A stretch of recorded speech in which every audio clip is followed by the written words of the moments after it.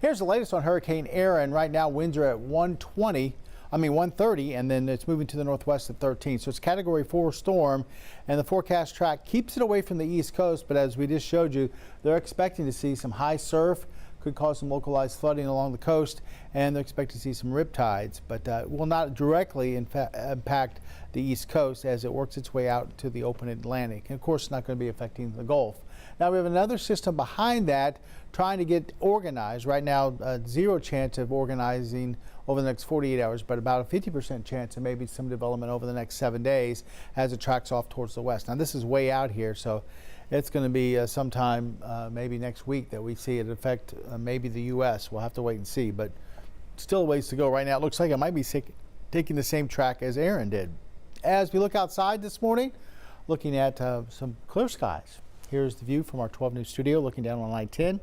This camera brought to you by Mid-County Plumbing, part of the Roofing 911 Live Skycam network. Temperatures right now in the 70s this morning, 78 in Port Arthur and Silsbee, 76 through Orange and Kirbyville. Beaumont's at 75, and then one of the cooler spots is up there in Jasper at about 73.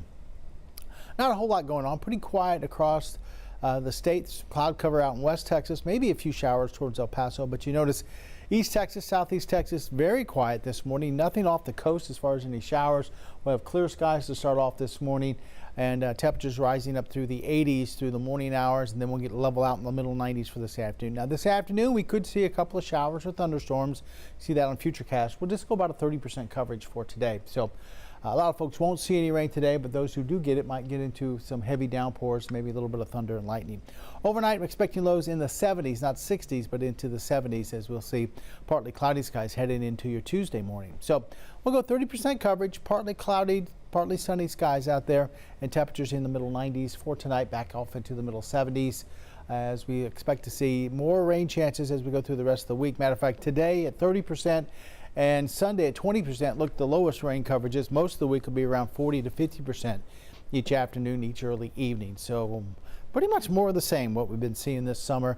And temperatures are going to be middle to lower 90s. I've just checked this morning, and we're about an inch behind, actually, on rainfall. Get out of here. Well, you know, the rain's got to fall right over the airport.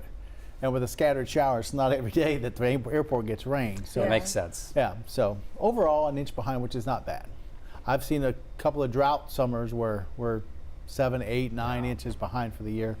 So we're kind of keeping pace for this year. Yeah. What week are we at, or this constant on and off rain? Like week 3 now? Oh, I don't know. It seems like it's just been all summer Yeah. since, since June. It seems like almost, you know. I always get used to these afternoon showers, it seems like, in the summertime. I don't know. I just assume it's the heat and the moisture. Pretty typical for this time of year, Yeah. All right. Thank you, Jeff.